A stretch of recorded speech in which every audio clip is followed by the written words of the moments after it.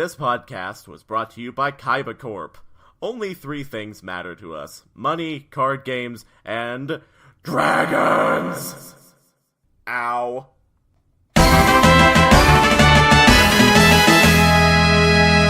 Hello and welcome to Monkey Broadcast, a monthly review and discussion show with me, the Jonin Monkey. And me, Sven the Crusader. Sven me flip-flopping on this month's review, Crusader.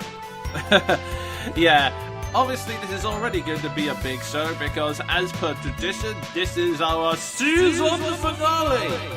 Yeah, we could go on to December, but I don't know if you noticed this, but December happens to be a pretty busy time of year. Yeah, and this particular December is full of math finals. And here I thought Halloween was over. But yeah, this is the season finale, so in a week or two from now, we'll be able to say Merry Christmas, Happy Holidays, and whatever celebrations take place. It's actually sounding really bad that I can't remember what other celebrations take place in December. I know there's some others.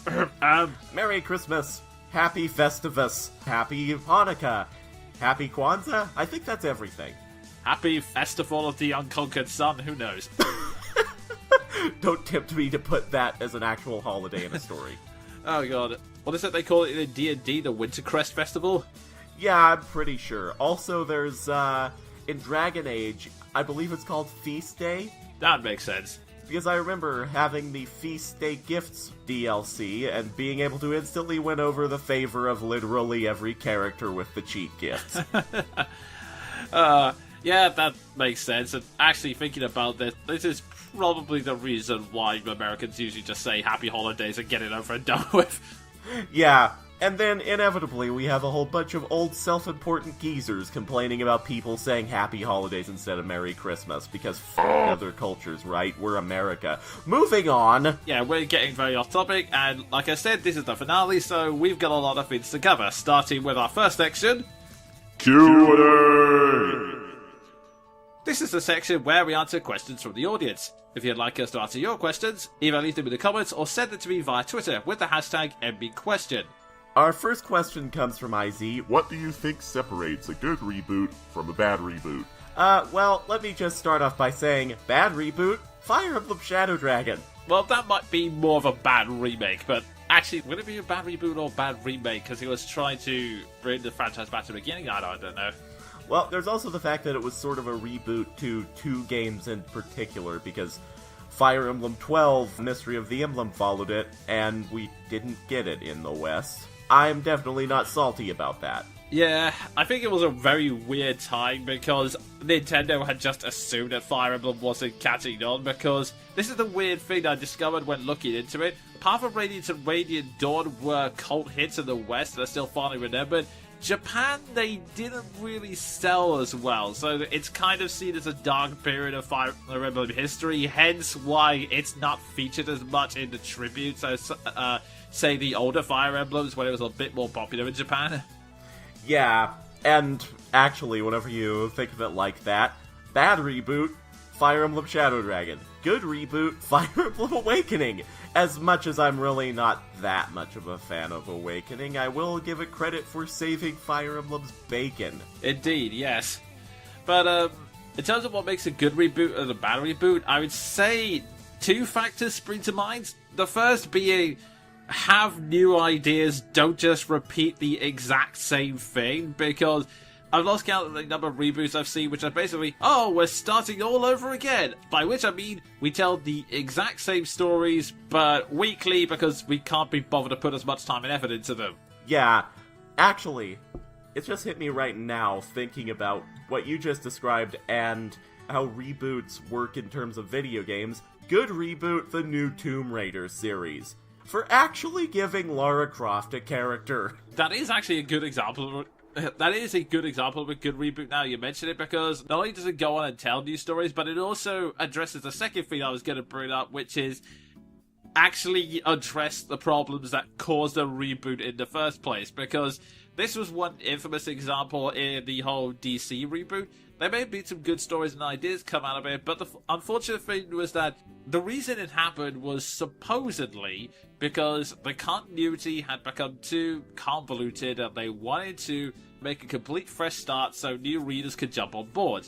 the argument does have flaws, namely what happens when the continuity gets too convoluted or you're just going to restart all over again. But the main thing is that they didn't entirely start all over again, because some of their favourite creatives were a little cheesed off at the idea and had a bit too much clout, so everything gets a complete new start, apart from Batman and Green Lantern, who have apparently been around for ages, and so all of the favourite Batman stories like Killing Joke still happened. Batman's had about 5 Robins in the past 5 years. Oh god, and the sad thing is I'm not even a DC fan, and I can name them. Yeah, because they desperately had to keep the Damian Wayne stuff as opposed to going back to Dick Grayson, which is what everyone knows, and the same with Green Lantern, where you have all of that Infinite Cosmos. So, yeah, they didn't really address the problem. They just wiped most of the characters and then said, oh, by the way, if you want to know more about Batman, read these stories. Man, it's like an object lesson here. How to do your extended continuity. See Star Wars. How not to do your extended continuity. See DC. Yeah. I guess another example of a bad reboot, also to make it fair, would be the Amazing Spider-Man series, which, don't get me wrong, it did have good points. I loved Andrew Garfield, and I sort of like the character growth they went with him, but at the same time, a lot of it was to sort of kind of do the whole retread of, hey, here's Uncle Ben again, and now he's dead again, because we had to go through all of that, and Aunt May still going through the grieving phase again. And then there were some new ideas which were basically trying to go after problems that weren't really there, like, oh, the problem is Spider-Man's too light and jovial, so let's make it dark. And the problem is Spider-Man's story is simple, so let's make it complicated. So basically they just went the total Chris Nolan route. Yeah, basically. I guess there's also soft reboots, like for Ragnarok, which I actually saw yesterday while mentioning QuickTime reviews, without giving away too many spoilers, acted as a good soft reboot for Thor's mythology, but yeah, those were the 2 rules I would say to follow for your reboot. Actually fix the problems that caused the reboot and actually have new ideas. In other words, everything that Fire Emblem Shadow Dragon did not do, because it's super obvious throwing that game into contrast with the games that came before it. Shadow Dragon was based on something super old, because not only did it not add new ideas to the Fire Emblem franchise, it didn't even bring the game it was rebooting up to speed with the rest of the franchise. Indeed. It was a period in history where Fire Emblem was actually going backwards because Fire Emblem 10 had just done away with the support system. Again, I'm not bitter about that or anything.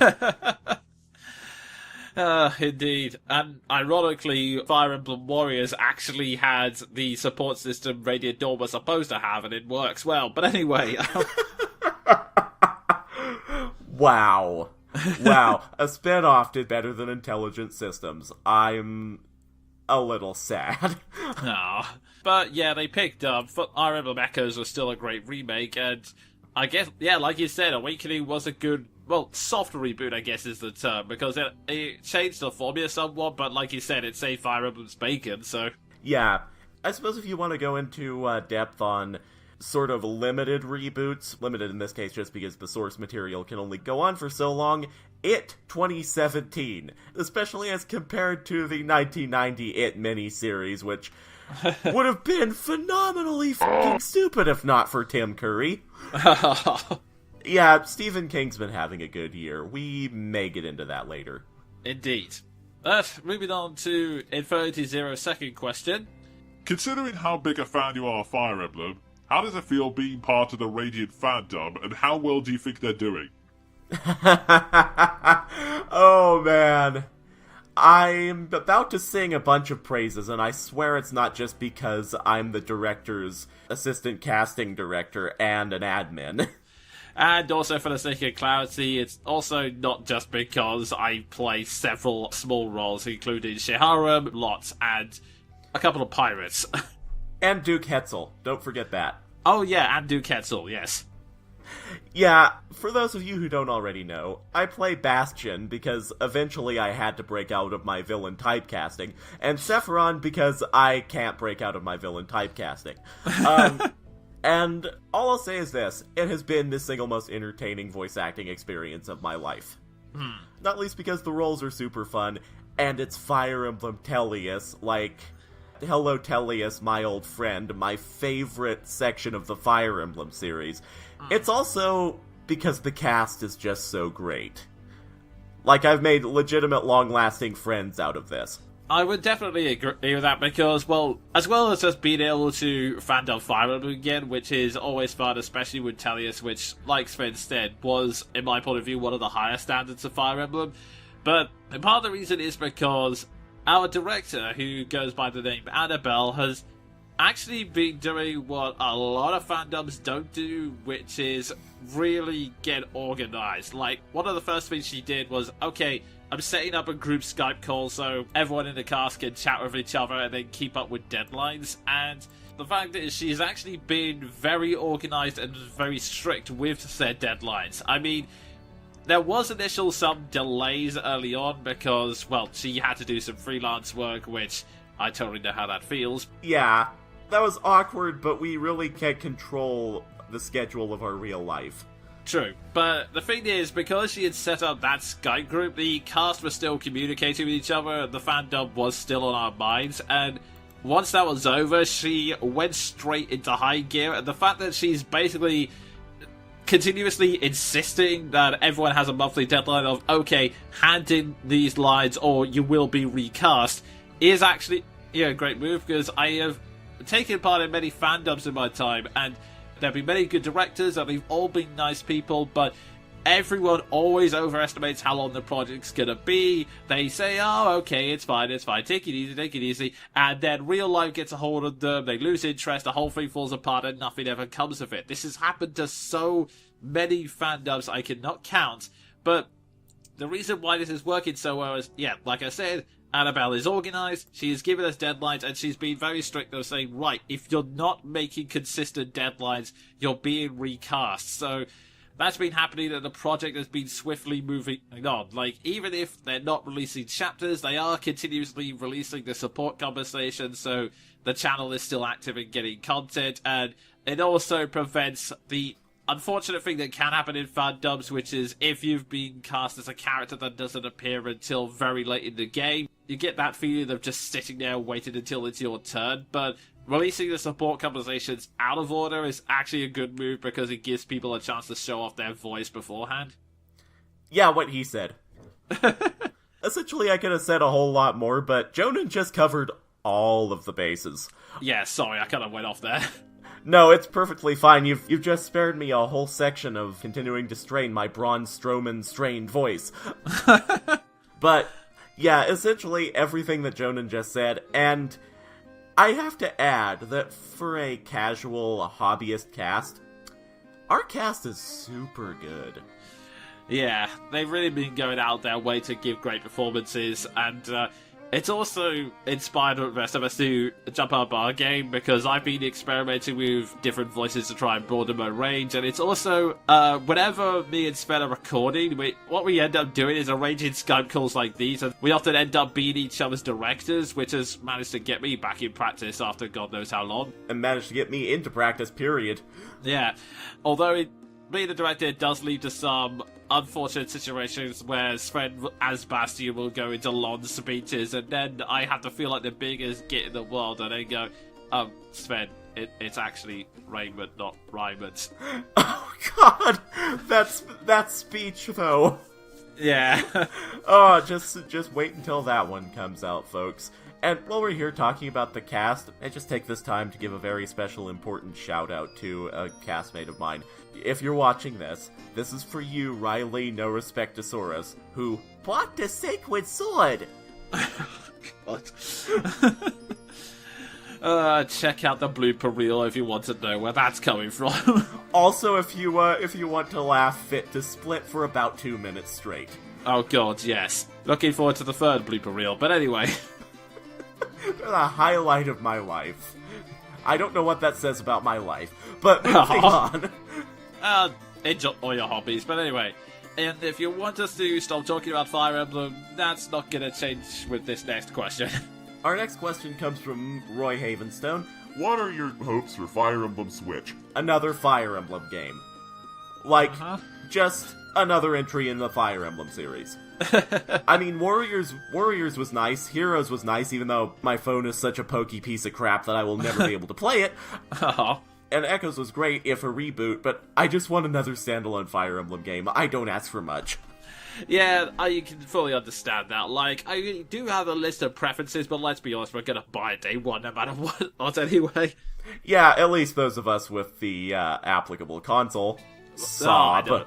But, yeah, in terms of, like, the small things we can hope for, I would say, honestly, in terms of gameplay, I think they've been doing pretty fine already. The only thing I would want in terms of stories, I say in terms of the characterization and tone, I would prefer something in line with Echoes, or at least a balance between that and Awakening and Fate, because I don't have the complete ire some people have towards those games, especially after playing Warriors. That made me realize, yeah, you know what, I actually do like those guys again. But I will say the one problem I had with Fate in hindsight is how inconsistent the tone is, because they made that game too big and had to pull in different development teams in order to finish it, and you can kind of tell because it flip-flops between this is a serious story with many dark tones to it that has an emotional weight to it, and then there's Perry. Yeah, and there's also King Garen. Just, oh god, King Garen. And the localization and pickle puns did not help, but oh god, Hisame. Actually, yeah, that's another point. Nintendo, please make sure that 8-4 handle the localization, because I know you're like a treehouse unit, but they are way too keen to insert jokes that 8-4 actually remembers, oh wait, there's a story we're supposed to be writing here. Yeah, basically, though, what Jonin just said, I'm honestly keen on a game that sort of returns to the tone of the old Fire Emblems, not necessarily because I dislike the new Fire Emblem games, but they've gone a little too anime for my liking. By which I mean dumb. Yeah, I mean, honestly, when you get to, like, some people call it vappy, and I don't really say so, because, as always, the support conversations do add a lot more depth to these characters, and in fact, rereading the supports kind of make me realize, oh yeah, there is actually a lot of decent depth to these characters. The problem is, in the main story, they tend to be spouting the same dumb catchphrases and running gags the whole time. So, it's why I don't really dislike it, but given the choice, I would personally prefer something akin to Echoes, which is a bit more grounded, I guess, for lack of a better term. Yeah, and me, I just want another game in the tone and style of Path of Radiance. I'm a fanboy. Fair enough. In that case, I would definitely say once you have enough money, play Echoes, because that's definitely a more positive step in the right direction in that regard. Like I said, I don't hate the recent games. In fact, like I said, I give them all the credit in the world for saving Fire Emblem's ass, because without them we would have no Fire Emblem right now, and that would be a sorry state of being.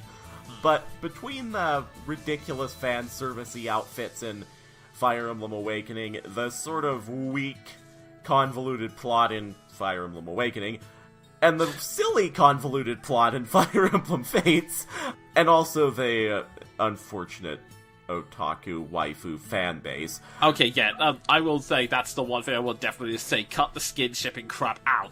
Yeah, basically what I'm getting at here is I would like my Fire Emblem with a little less of a side of boy, but beyond that, I just want another Fire Emblem game. I don't have many demands. Yeah, these are minor nitpicks and preferences, because, yeah, like I said, honestly, we're gonna buy Fire Emblem no matter what. It's like the Pokemon guarantee. Game Freak know we will buy anything they put out. Oh, and the one last thing I'll mention is continuing hiring Cup of Tea. They're honestly doing great with their English dubs and casting. There are maybe some slips of Fire Emblem Heroes, but come on, there's how many characters in that game and a very limited pool of actors. Yeah. Honestly, Heroes aside, I can't fault any dubbing agency that gives us the likes of Matt Mercer as Crom and Cam Clark as Arthur. Oh god, yeah. Also in Heroes, you do get some choices. Like, Ben Diskin as Matt, like, he sounds good in the hero's dialogue, and playing Tales of Berseria, but when he played the character of Rokurou, every once in a while it's out a snarky line, which makes me think, yeah, he's a perfect choice for Matthew. Oh man, if nothing else, I know I'm probably never going to be able to play heroes, and honestly, I'm okay with that because I like to know that I can do things with my life. But, I at least want to hear a voice clip of Ben Diskin as Matthew because, well, as much as it shames me to admit it, I've been a fan of Ben Diskin since the Bleach dub. Well, you can easily search for it. There's, like, countless YouTube videos where people have just taken the voice files out and chronologically listed them. Not that I'm recommending that, of course. Anyway, Yeah, not at all. By all means, support Fire Emblem Heroes, especially if you have a lot of money and are willing to play the massive lottery that is the orb summoning system. But anyway... Yeah, and if you don't value your free time. But anyway, the second question from Roy, I should mention two things before we go on. One, all of these questions were sent to us via Twitter, and two, technically this question was two questions, but I kind of squashed them together because I thought this would allow the both of us to get involved. What is the origin of Jonin's love for Pegasus Knights in Fire Emblem and Sven's love of snipers, respectively? Oh boy, you want to take this one first, or should I? Okay, I'll say it quickly because I have a feeling mine's shorter. Pegasus Knights I mainly like because the free range of movement. Because when you have a unit that can basically fly over 99% of any obstacle in the area, it makes getting around and taking out vital targets so much easier, especially when there are missions that require you to kill a specific target or land on a certain space. Like, no joke, there's one chapter in Fire Emblem Awakening which has you on one ship surrounded by two other ships, and the mission is kill the boss on the flagship. I can defeat that match in 2 turns, literally every single time, because it always goes, right, I'll have Crom bond with Samir, have the tactician bond with Gordinia, fly over, kill boss, okay, we're done, moving on. Yeah, and what's funny is that is actually a very nice, neatly packaged summary of why I like sniper classes. My love for the sniper-type classes stretches all the way back to the very first Call of Duty game. You know, whenever Call of Duty was good. The day I discovered multiplayer, almost around the exact time, like days after I started doing multiplayer matches with a Call of Duty fan base that didn't suck, I discovered the insane fun that is looking your enemy dead in the eye, like a man's man, from the next postcode over. Nice. So many times in Call of Duty 1 and Call of Duty United Offensive, I would have enemy team members walk right past my hiding place without knowing there was a sniper there. And that was funny. Oh, that's really awesome. And it just translated to a dozen different games, like, I love snipers in Valkyria Chronicles, I love them in Valkyria Chronicles 2, I love them in XCOM, I play the sniper in Team Fortress 2, do you get my drift here? Indeed, yes. In fact, I was going to say both Valkyria Chronicles and XCOM are really good examples of snipers, although it is always kind of annoying when the probability doesn't work in your favour in Valkyria Chronicles and then the soldiers just duck, which always infuriates me when that happens. God, I remember that. My bane. Yeah, I think that kind of sums up the answer for both of us. I mean, the only thing I want to elaborate on in my case is the reason why I like Pegasus Knights specifically for that reason, because for those who don't play Fire Emblem, there are technically 2 flying classes, the Pegasus Knights and the Wyvern Knights, and the reason why I prefer Pegasus Knights specifically is that they stick to the units I usually prefer in Fire Emblem, which is the fast ones that can dodge most things and critical, whereas Wyvern Riders tend to focus more on the power and defensive side. So what happens is, yeah, they get the same movement options, but they're slow and lumbering and can barely hit anything. Well, that's not entirely true. There are exceptions like Ha in Radiant Dawn, Cormag, and a couple of the riders in Fates honestly tend to be the better units consistently. I mean, yeah, they have weakness to archers, but like I said, if they get high enough speed growth, they can pretty much dodge every shot anyway, so, no biggie. Yeah, I'd say that the only exception to that rule is arguably in Fire Emblem Tellius, where, much as I like Marcia, she's never turned out great for me, but on the other hand, Jill is frickety ridickety.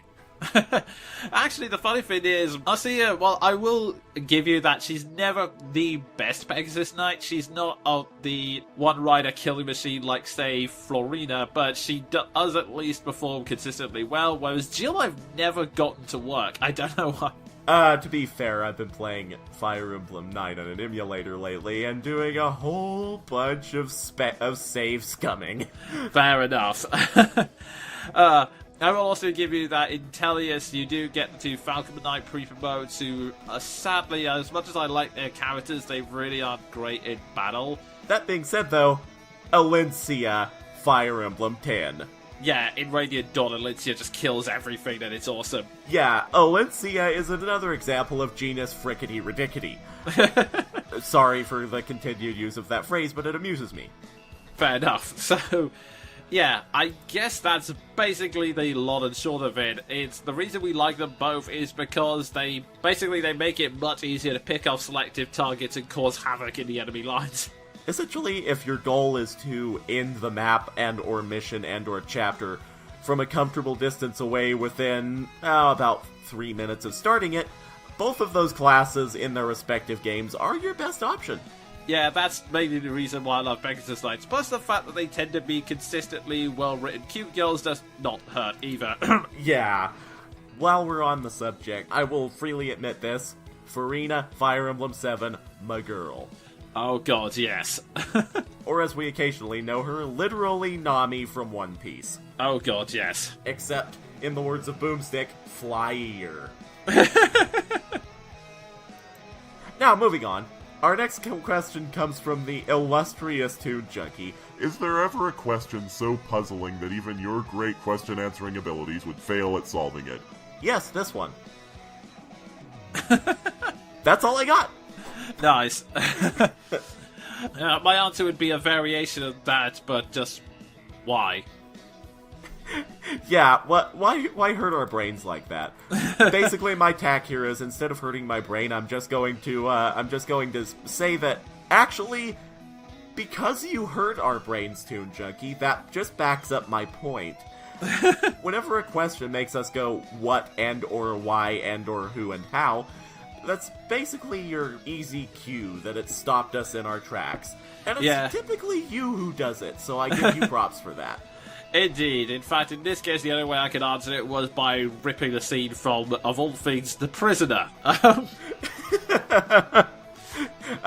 be fair, good choice. Yeah, I'm not kidding. He uses that to basically kill a supercomputer because he goes, there is one question this supercomputer can definitely not answer. He just types it in, and the computer, I'm not kidding, actually explodes and kills 2 people in the process. It was a weird series. Wow, I'm not even sure how to approach that information. And that's not even the weirdest thing that happens in that series. Wow. I may have to inquire further after we're done here. I mean, this is the same series that gave us killer bouncing white rubber balls that are called Rover. I'm not sure I dare ask on camera. Yeah. On mic. Oh, geez. So, yeah, but switch to Toon Junkie's final question for this show and this season. Can I please be on your show? I'll stop asking questions if you do. It wouldn't be the first time that we've accepted a guest commentator, but my fear is that reality would explode. Yeah, plus, you're just too good. We would miss not having your questions. They're the delightful bits of insanity that make it all stand out. Yeah, and plus, without you in the comments, we'd have almost no questions. Well, that's not entirely true. We have Roy Havenstone and Infinity Zero. In fact, Infinity Zero is also really good at pumping out questions, so, yay, good job, dude. Yeah, we can always trust our loyal squad to give us things to answer. Indeed, yes. Thank you all very, very much. And now, it's time for us to move on to our second section, which is... Reviews! this is the section where the two of us take turns to review something we've read, watched, or played. Or at least Sven would review something if he could get out of this quandary he seems to be stuck in. Yeah, I've been having an existential crisis about a series I watched recently, and what a phrase that was. Indeed, so, it's up to me to finally complete the trilogy. We started with Mass Effect 1, we then reviewed Mass Effect 2 last month, so we're gonna review Mass Effect Andromeda. No, I'm joking, it's Mass Effect 3. Yeah, as fun as it would be to skip the giant elephant in the room that is the exceptionally controversial Mass Effect 3, alas, here we are.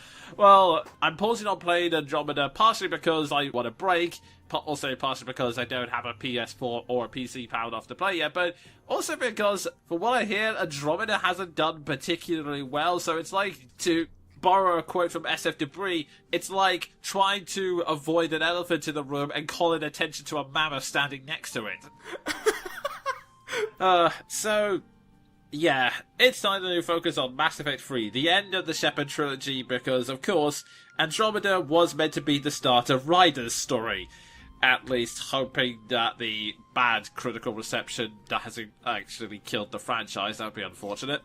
Yeah, and the tremendously awful fan reception, like, holy crap. Yeah, that's literally all I've heard from my friend's boss fan whenever I've mentioned, so Mass Effect Andromeda, it sucked. Yeah, and, well, I can at least confirm one thing about Mass Effect Andromeda. Ryder's face animations. Ye gods. Yeah, that was just awkward. But yeah, Mass Effect Andromeda is something we'll deal with another day. For now, it's time for Mass Effect 3. So, just to give you the plot summary, Earth is fucked. Now, getting into the gameplay of it, okay, I'll give a proper explanation. To be fair, though, that is a perfect summary of the entire plot of Mass Effect 3. Yeah, I mean, the title screen is Earth with fireballs raining down upon it. I think it's pretty clear what the intent is. Yeah, essentially Mass Effect 3 is what the series has been promising to games now. Utter Armageddon. Indeed. So, to get a quick summary, in both games, Shepard has been trying to warn everyone the coming of the Reapers. These large, kaiju-sized robots that have been going through this exact same process of wiping out all of the advanced races in the galaxy, but leaving behind this advanced tech, specifically the Mass Effect relays that allow people to move around the galaxy at quick speeds, and the Citadel, which every single advanced race keeps using as the capital, which is unfortunate because it is also the key instrument in allowing them to return. And despite his or her best efforts, Shepard, for their trouble, has essentially been under house arrest for the past few years, and she's only brought back into action when the Reapers invade, because they are literally the only expert on these matters. So with that in mind, the Reapers invade and pretty much wipe out most of Earth's defenses, so Shepard has to leave on an evacuation shuttle and is promoted to essentially general, given the task of trying to rally the galaxy's armies together to create a force powerful enough to stop the Reapers. At the same time, she is also gathering together scientists and builders in order to build the Crucible, which is based on an ancient Prothean design that everyone hopes will be a super weapon that can get rid of the Reapers. Having said that, the Protheans were never able to complete it in time, and no one's 100% sure what it actually does, so it's a long shot, but hey, it's better than nothing, which is what they will end up with if the Reapers aren't stopped. Yeah, and as far as the Crucible goes, I don't want to spoil anything going forward into your review, but allow me to really quickly emulate Bill Wirtz. Deus Ex Machina! Oh god, yes, but get into all the different flaws in a bit, but I will say one thing I didn't like right off the bat was how much of a gamble this was. Like, okay, we have a MacGuffin. We've no idea what it is, but hey, let's build it, why not? Yeah, we have no idea what it is or what it does, except that maybe it can put a hurtin' on the Reapers, so it's better than what we got, which is literally nothing, and we're about to have even more nothing. But definitely leap it into the positives because it's there. Like Sven said, this basically delivers on the promise the other two games have been building up to, which is a massive raising of the stakes. Because Mass Effect 1, whilst the Reaper attack on the Citadel was obviously big news, most of what happened was going on behind the shadows because Shepard is a Spectre, which is essentially, as we mentioned, the Council's former James Bond. Mass Effect 2 happened in the tertiary systems, and whilst it caused many humans to panic, as far as the galaxy is concerned, it's just a squabble that happened in the backwaters. No one really cared that much. So, Mass Effect 3 heavily builds up the stakes, and everything from the atmosphere to the military management system, which is basically every time you complete a side quest or a main story mission, your choices throughout that affect what the United Force has at its disposal, whether it's additional cruise ships, personnel, scientists, etc., etc., etc. And this all lends to the feeling that this is really, really big news. This is something that is going to affect the entire Milky Way galaxy. And the fact that it's also taken yet another upgrade in visual presentation and animation, just, yeah, in that sense, Mass Effect 3 really sells that this is it, this is the end, this is the final showdown, and it's going to be an epic one. Yeah, just on the note of the visual advancements, for one, Shepard looks about 1,000 times more, let's just say human in this game. Like, instead of a varnished wood-haired BioWare model, Shepard actually looks like a human being. And as far as cinematics go, this game opens up with a shot of Harbinger destroying Earth's government. Harbinger, if you're out there, take notes. But yeah, everything has been upgraded to 11, and everything feels so much bigger. Like I said, it affects everyone in the galaxy, so even if it's just for like one brief mission, we finally get to see the homeworlds of the major council races. So we get to see the Asari's homeworld, we get to see the Solarian's homeworld, and even though we are admittedly on the moon, we do get to see what the Turian homeworld looks like from a distance. On fire! On fire, admittedly. That's the one downside. We do get to see their homeworlds, but they're mostly on fire. Although I will give the game credit for this much. Whenever we go to Surkesh, the Solarian homeworld, it's all nice and peaceful. Then we show up, Cerberus shows up, and all goes straight to hell. Yeah, I should also explain, this game is also really good at also pulling in all the side elements that have been built up, one of which being Cerberus, who are kind of the spanner in the works in that the Elusive Man, the leader of Cerberus. Remember how we said that Cerberus is technically a pro-human terrorist group that Shepard was forced to join and make alliances with? Well, the kind of friendly part of it is just completely gone, and the Elusive Man makes it clear that he wants to try and control the Reapers so that humans are completely dominant, and goes out of his way to make sure that no one can stop the Reapers because, well, again, he wants his hands on them. Yeah. If this seems like a phenomenally stupid decision for the Elusive Man, spoilers, there's a reason for that. Indeed, yes. But yeah, everything's been upgraded to feel big, and I should also say, very quickly, since we won't be going over it much, the gameplay itself has also taken a big upgrade. There are a few more options in combat, such as the melee attacks, which thank God for that. That corrects the problem I had in Mass Effect 2, which was that if something gets too close to you, you can barely move. Yeah, and I'll also say this. I love how in Mass Effect 3 you start at such an absurdly high level that even at the start the oncoming Reaper waves don't stand a chance against you.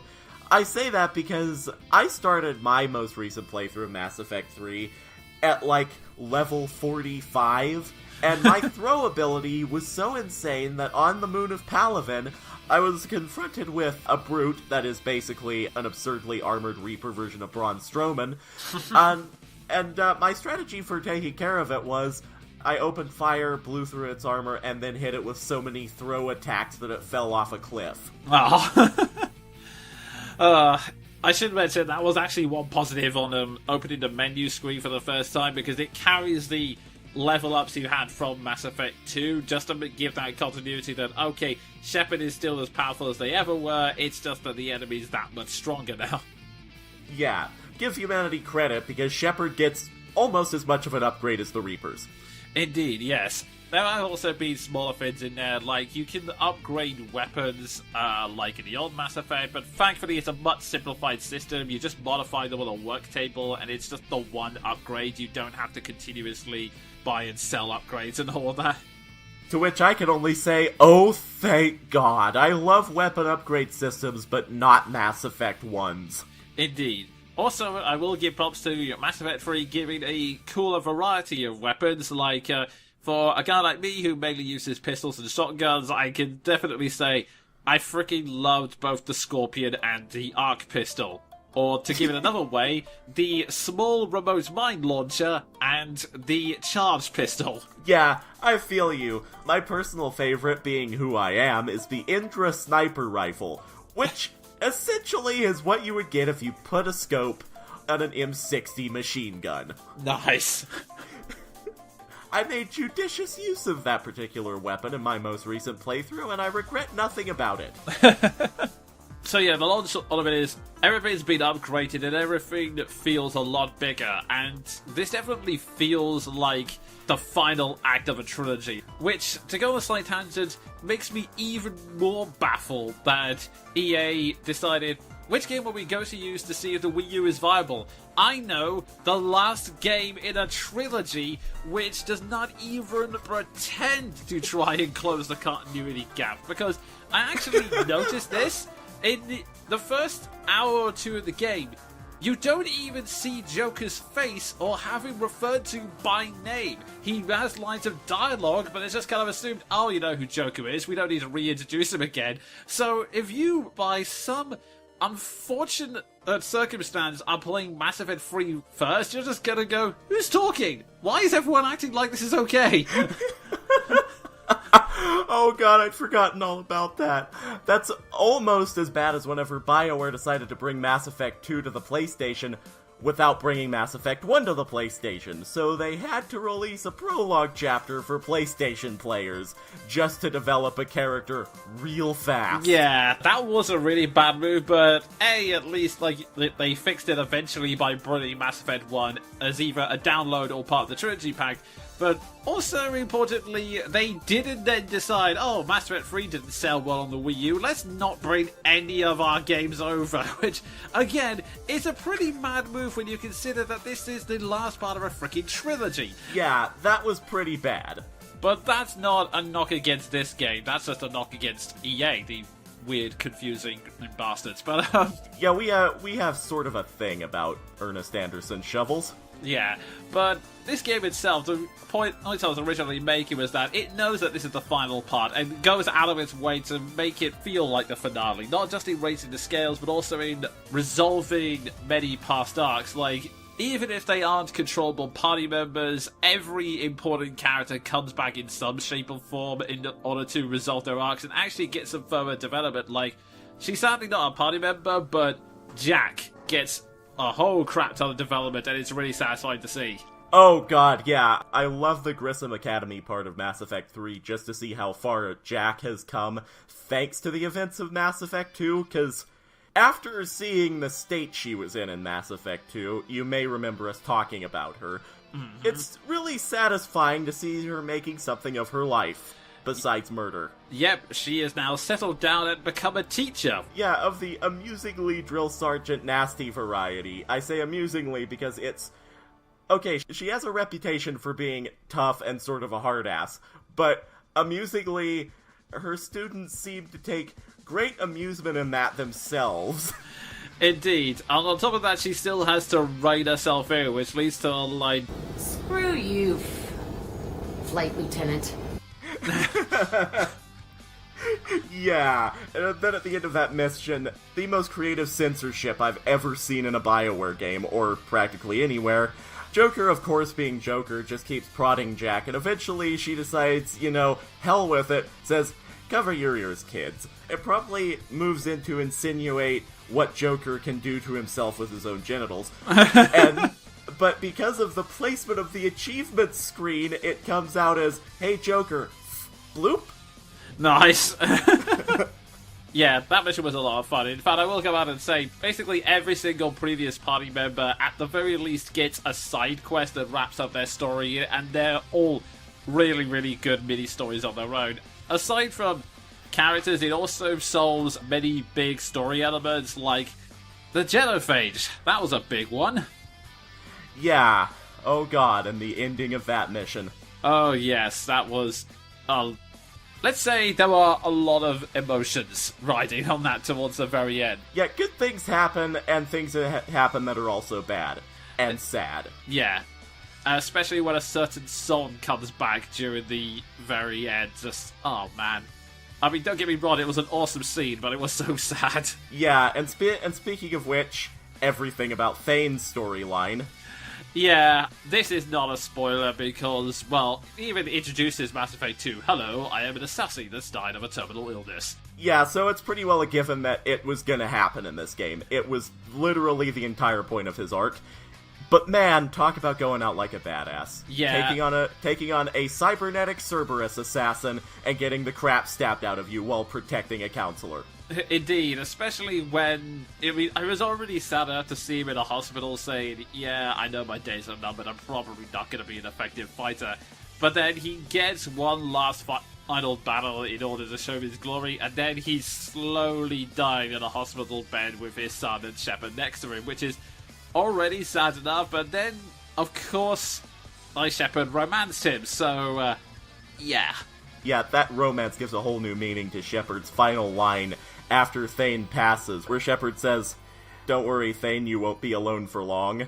Yeah, that's just, oh man. Yeah, feelings. And then there's Samara's side mission, in which the whole conflict of the Justicar Code is brought to bear, when the Ardat Yakshi monastery is destroyed, thus technically meaning that they've been freed, and Samara is duty-bound to kill her last remaining daughter. So instead of doing that, she moves into literally commit a Javert. Yeah, I won't spoil the exact process of that ending or the choices you can have, but yeah, that was a pretty impactful moment as well. Yeah, so what we're getting at is Mass Effect 3, feelings galore. Indeed, yes. I mean, most of the party, just to quickly go into the playable characters, Garrus, Tali, and Liara return as playable characters, along with Ashley or Kaden, depending on who survived the mission in Vermeer, along with two new party members. James Vega, who is... How would you describe him, Sven? Well, I know BioWare sort of intended him as a stand-in for the audience, like the normal guy just stepping into the universe. But really, he comes across as what I've come to think of him as in light of Freddie Prinze Jr.'s most famous role with BioWare, Prototype Iron Bull. Yeah, that is actually a good parallel to him, because I never got the surrogate audience member, because yeah, he's basically a lone grunt that's been thrown into the middle of this, but he's a very chilled, laid-back soldier who sort of takes a light note of everything. In fact, his nickname for, at the very least, female Shepard is Lola, because apparently she looks like a Lola. And apparently he can't be bothered to remember people's actual names, so he just comes up with a name for them based on their appearance. Yeah, you can tell why I compare this guy to a Dragon Age character, because honestly, if you were to alter him a bit, he'd fit right in. Mm-hmm. And of course, he is voiced by Freddie Prinze Iron Bull Jr., so you can sort of make all the parallels you want from that. Mm-hmm. And then there's a last party member, which I'm kind of torn on, because when she first arrived, I really didn't care for. One character we failed to mention in Mass Effect 2 was Easy, an AI who is in charge of the daily operations of the Normandy, acting as a sort of co-pilot / information giver for co-pilot / information provider for Joker. And then what's kind of random is that in this mission, after you defeat a different cyborg assassin, she decides to take over its hardware and possess the body, thus presenting EDI in a sexy android body. Oh god. Yeah, that totally wasn't meant for fan service. Totally, not at all. No. And on a serious note, pretty much if you're not doing it for fan service, let's just say you did a very good job of disguising that fact, since literally for the first goddamn hour he arrives, every single comment everyone says is, oh, hi, she has a sexy pair of legs. It's like, for crying out loud, those legs are made of metal. Yeah, and I mean, you'd expect it from certain characters like, Kenny, the perverted Scottish engineer in the subdeck, but it's coming from literally everyone. Yeah, I mean, even Jack makes the comment of, hey, nice look, Edie, you now look like a sex doll instead of an sex toy, which, yeah, that's a real valid progression of the character. Oh, God. Yeah. So, could have done without that. That's one aspect of the character development in this game that I really didn't get. Yeah. Mostly, honestly, because I sort of preferred the mystique of having Edie just be a voice. Yeah, exactly. I felt the same way too. I mean, yeah, you do get the nice bits, like, yeah, she gets out of a relationship with Joker, and yeah, there's the sci-fi thing of what is fear, what is love, etc. But I honestly did prefer it when she was just an AI voice. I mean, she still had a personality, was able to crack jokes, like the whole gutter scene in Mass Effect 2, which is, you want me to go crawling through the ducts again? I enjoy the sight of humans on their knees. That is a joke. Let's not forget the Easter egg that comes up if you have Shepard launch mining probes at a certain planet, which leads to Edie sighing and saying, Really, Commander? Probing Uranus. oh, I did not see that. and she is so deadpan. Oh, part of me is still tempted to load up Mass Effect 2 just to do that, but It's worth it. Yeah, but yeah. I say as a 12-year-old. But yeah, I honestly preferred it when she was the computer voice that way rather than Fan service? Yeah, basically metallic fan service, because that just got really crazy after a while. Yeah, I feel you. Yeah, I mean, they do give her some character development and the operations. Like, it turns out that she was the VI that went out of control in that infamous mission I made fun of in the original Mass Effect 1, so yeah, that's interesting development. Oh ye gods, I totally forgot about that. And I'll actually expand on that. The weird thing is, Edie is the same character, and personality-wise, you still just can't help but like her, but the whole body arc is, let's just say, unnecessary and gratuitous. Mm-hmm. Because I thought Mass Effect had enough fan service without the tentacle-headed women who sleep with everyone. Mm-hmm. And then stuff like Samara, who, yes, I am a Justicar, but I'm just going to wear a tight bodysuit and unzip the front for reasons that are unknown. Yes. Yeah, and all of Miranda. Oh, God. It's like she just chooses bodysuits that are one size too small. But anyway, aside from those minor gripes, the characters themselves are still really likable, and you do get a lot of cool interactions with them, which act as a really nice send-off. Well, you do get some awesome scenes that occur on the ship, such as, in my case, Ashley when she's completely drunk off her head and suffering from a hangover. Yeah, oh god, that was great.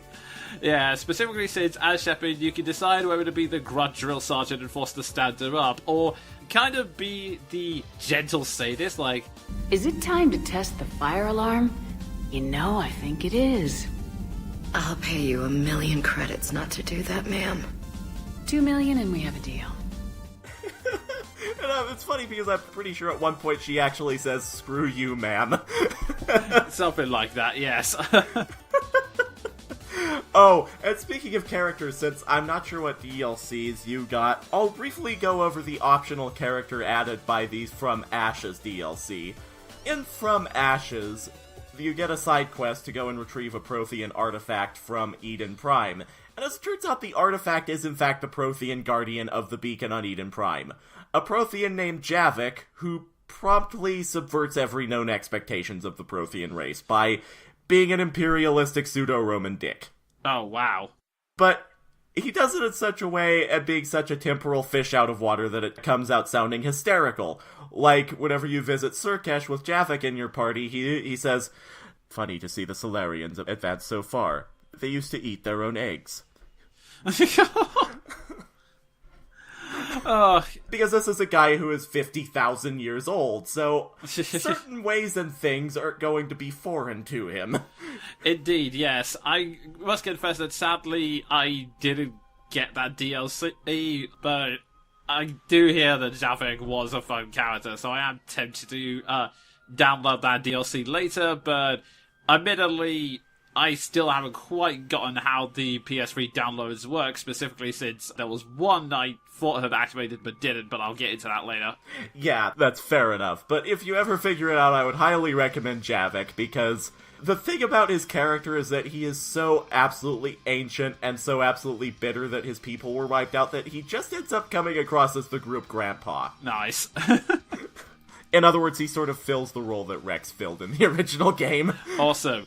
In fact, that's doubly awesome when you consider that Rex is in this game as well. It also serves a big plot role, considering that, you know, the Genophage, it's kind of related to his people. Yeah, and actually I'm pretty sure Javik and Rex have an interaction in the Citadel DLC. Oh, that's awesome. I have to replay that DLC because it was fantastic, but anyway, carrying on. Yeah, that's another DLC I'm tempted to download. But yeah, getting back, that actually raises a point because aside from the interactions you get on the ship, the game does also reward you for pairing up different party members. Like, if you have Garrus in your party, when Tali comes back, you do get this awesome exchange where they start talking about Turian chocolate. Oh god, I totally forgot about that. And now I'm remembering it, and it was great. There's also, originally in past two games, whenever you visited a town area like the Citadel, you took a party with you. This time when you go to the Citadel, it's just Shepard by themselves. So part of the fun of going around the Citadel is seeing where each of your party members are at the time and seeing what they get up to. And sometimes on the Citadel you get scenes that, again, like I said, act as a perfect send-off to the characters, like Garrus and Shepard's bottle shooting contest. I'm Garrus Ficarian, and this is my favorite spot on the Citadel. Best line in the game. Actually, I do like the follow-up line if Shepard loses the contest. Well, if we ever have an invasion of the bottles, you are the first line of defense, Garrus. I know, right? Even if you don't romance Garrus in Mass Effect 2 and carry it over to this game, he is just the best wingman. But then again, it's Garrus. He's fantastic as a character, and that sort of carries over here, especially in his introductory sequence whenever he is the completely overwhelmed Reaper analyst on the Turian moon. Indeed, yes. But yeah, basically what we're saying is that the game does a lot right in terms of closure and character development, and actually that surprisingly goes for Shepard as well, because Sven mentioned that the models look more human, but it's also that whilst there is still the roleplay system that allows you to decide Shepard's responses, Shepard as well gets a lot more dialogue, which might interfere with how you've been roleplaying Shepard in your head, but at the same time, it does lead to some great unexpected lines, especially during missions. In fact, during one mission, it's actually funny because they do also kind of parody people chatting over their comms. Like, there's one point where Rex is doing what normal game characters would do, which is continuously reminding you of the objective, going, "There's a Reaper in my way, Rex!" I totally forgot that line too. That whole part of T'Chaka mission was hilarious. Not just because it throws into contrast all the sadness that happened around it, but also because just Shepard's opportunity for one-liners sometimes in this game are fantastic. And even on top of the comedic elements, there is also, I think this was like the first time where, like, obviously I roleplayed as I go, and occasionally there'll be times when I see, oh, an action is sad for Shepard because of the way I'm roleplaying her. But there are certain scenes, like, I won't spoil it, but there is one time when you go to a planet and the mission does not work out, and just the way Shepard is animated at that moment, it really sells the fact that, dear God, this was just such a devastating blow to Shepard. Like, it's something you actually do feel really sorry for them, because they're just, it's very quiet and very well handled scene, but it's basically just, there is a call on the intercom and Shepard genuinely looks like they have to wait into the world on their shoulders and they just don't want to answer it just yet. Yeah, and I know which moment you're talking about, speaking of emotions. Oh god, yes. But yeah, like we said, Mass Effect is, I think the best way to describe it is 90% of a great game, because it is a definitely fantastic ride, and I would thoroughly recommend it, especially if you play the other two games. But there are some negatives. One of which I'm sure you all know what we're leading into, because it's been a bit of a big controversy that you would have to not been on the gaming parts of the internet to know about it. Yeah, it was sort of a big deal back in period Mass Effect 3 was released, and it's still a big deal now, because as much as I know it's a big deal, people won't shut up about it. Mm-hmm. So, there are a couple of small things I want to go over first. I've already mentioned I didn't particularly care for ED, but there are two other gripes that kind of got to me. The first is gameplay / setup one. The main story side quests, that I absolutely love, because again, they continue the story, they have some great ideas, further characters, etc, etc. I did not like the mini side quests. Basically, I mentioned that Shepard will be walking around the Citadel. Now, every once in a while, there'll be someone chatting away in the background. It will usually be someone like an overheard phone call conversation that says, Yes, I know the dangerous kill zone system is a really bad place, but the MacGuffin is really important. If we had the MacGuffin, it could help us get things. So, a quest will then appear saying, if you go to the MacGuffin in the kill zone system, you might be able to pick it up. You then have to fly your ship in through the galaxy map, scan a planet, and then launch a probe in order to get the item. This would be simple enough to do because you had the whole planet scanning mechanic in Mass Effect 2, and whilst it was busy work, I didn't particularly mind the planet scanning so much because this was something you could sort of casually do at your own pace in between missions, so I can understand why people found it annoying busy work, but I honestly was okay with it since you didn't have to go overboard with the scanning. However, you cannot scan a planet for the item until you've scanned it from a distance using a ping radar system. But because the Reapers are invading the galaxy, there's this new mechanic which, if you use the planet radar system too many times, it brings up a Reapers alertness meter. And if it hits the maximum, Reapers will then start swarming in to try and attack your ship, and you have to leave the system.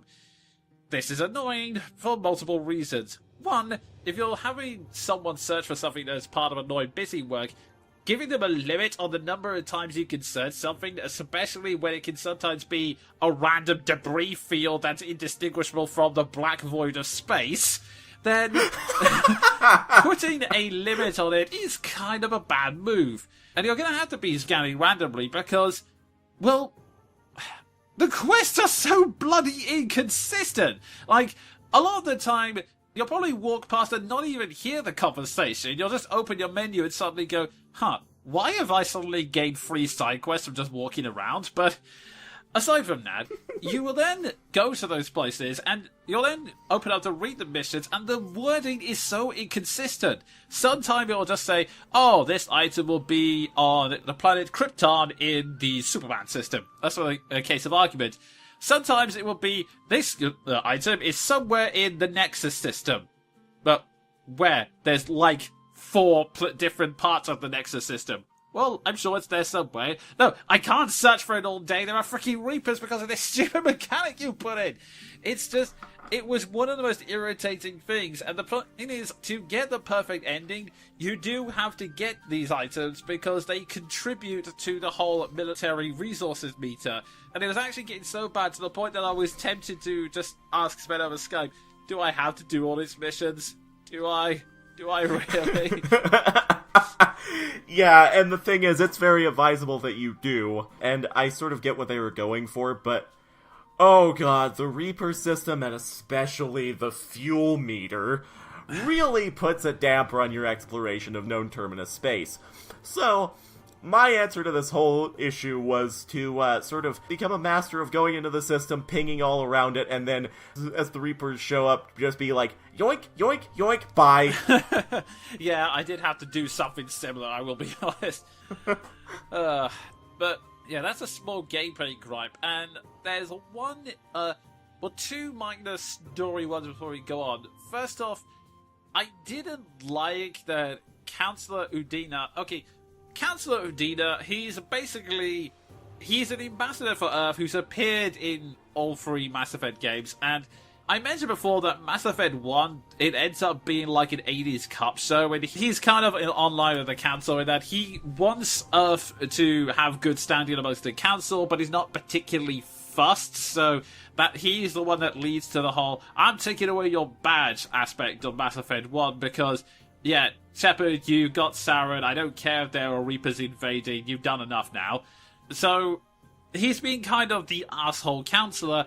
But then they decide in Mass Effect 3, oh, let's just make him evil and have him work with Cerberus at one point, which, yeah, he was an arsehole, but he's not evil. I think the like with ED thing, it's another form of fan service. It's like, you've wanted to kill this guy forever, right? Well, like, here you go. It's like, yeah, but he was an arsehole, but he's not evil. I never wanted to shoot him, I just wanted him to shut up. Yeah, it's a moment like, I didn't want to shoot him, I just wanted to punch him.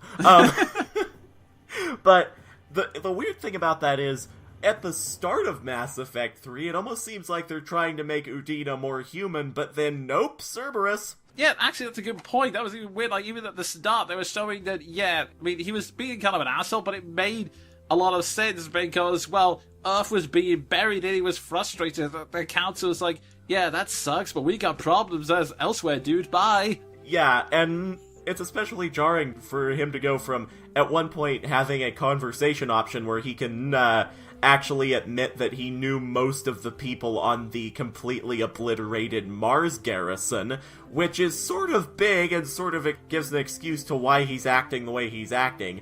And it makes it especially even more jarring whenever it turns out that he is Spoopy Lord of Darkness. Yeah, it was a really bad move. And speaking of Cerberus, I liked the moment he eventually created, but that was about it. Kylo Lang. Now, when he first showed up, he was a kind of cool menacing threat, especially when he was going up against Thane. But here's the thing. I kind of understand what they were going for here, and it was a pretty good idea. It would be kind of ridiculous if Cerberus didn't have an agent that was at least Shepard's equal, because then Cerberus would be kind of a joke, because all you could throw at them were waves upon waves of useless mercs who get blown away by shockwaves and pistols. Pretty much. So, it makes sense to have a character who fills that role. But... yeah, he's... well, the thing is, honestly, Kylo Lang, as a cybernetic ninja, does not feel like a part of the Mass Effect universe. He feels like a fan fiction written by an edgy teenager. Like, oh, I've got the best villain. He's like a cybernetic ninja, and he comes up to Shepard and is like, I'm going to kill you, and then he just sits there and charges while a gunship shoots at them, and he's all like, well, ha ha ha, you all pathetic compared to me. Crawling in my crawl.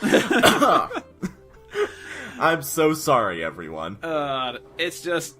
yeah. And, incidentally, I would just like to point out that his name is actually Kai Lang, but he looks a lot like Kylo Ren, so I forgive you. Yeah, sorry, I get that. Yeah, Kai Lang, now that I've got the name right, the problem is, like, he does actually manage to defeat Shepard at one point, hence the emotional moment, but the thing is, he doesn't really come on better than Shepard, because literally the only reason he wins is because he has a gunship and makes a couple of lucky shots, and then after that moment, you have this all powerful moment, and then you go to the emails, and there is message from the Planetary Council. You open it, and it's Kai Lang, and I kid you not, write in an email that goes, yeah, the council wouldn't send an email to you because they're dead. They're dead because you failed them. The story of Shepard should be over. Actually, no, there should be a chapter where you die because you're dead. I meant to take you seriously? That's incredible. I know, right? And... okay, for starters, it's hard to take him seriously because he never wins, except that one time with Thane, who was terminally ill, and points this out as he's dying, that Kai Lang should be ashamed of losing to a dying Drell. And from that point on, with the exception of the time where he literally had a gunship, he never wins. Ever. And the thing is, okay... long-time fans, I want you to think back to Jonin's VGT of Skies of Arcadia. Specifically the joke, oh crap, it's Ramirez. Because that's Kai Lang, except more badly written. Oh god, yes. In fact, it even gets to the point where I wondered if even the writers were making fun of it, because during their final boss fight, Shepard just yells out at Kylo Ren, you know, you can't run away from this one, because you ran away from all the other times we fought. You ran away on the Citadel, you ran away on Phaedus. It's like, okay, wow, you're really not selling me on this dude as a badass, guys. Yeah, it's super hard to buy him as a villain, really. Oh, jeez. So, yeah, there's that, and then... Okay, guys, we have to talk about this. The ending, which ended up being so controversial, so I will just give you this brief bit. As I was playing through the game, I knew some of the spoilers, but I didn't know the exact context of the ending, but I knew happened. Like, I knew, okay, minor spoiler, but it's been going around. I knew that there was a high chance that Shepard died at the end of it.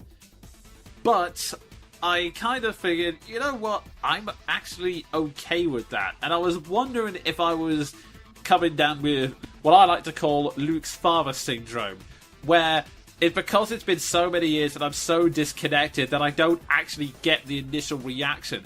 Kind of like how I'm not moved by Aerith's death scene in Final Fantasy VII, because I've seen it talked about and referenced so many times that in actuality, what I felt when watching a Let's Play of Final Fantasy VII was annoyance, because I wanted to like Aerith but didn't, and I knew she was going to die, so it kind of mattered.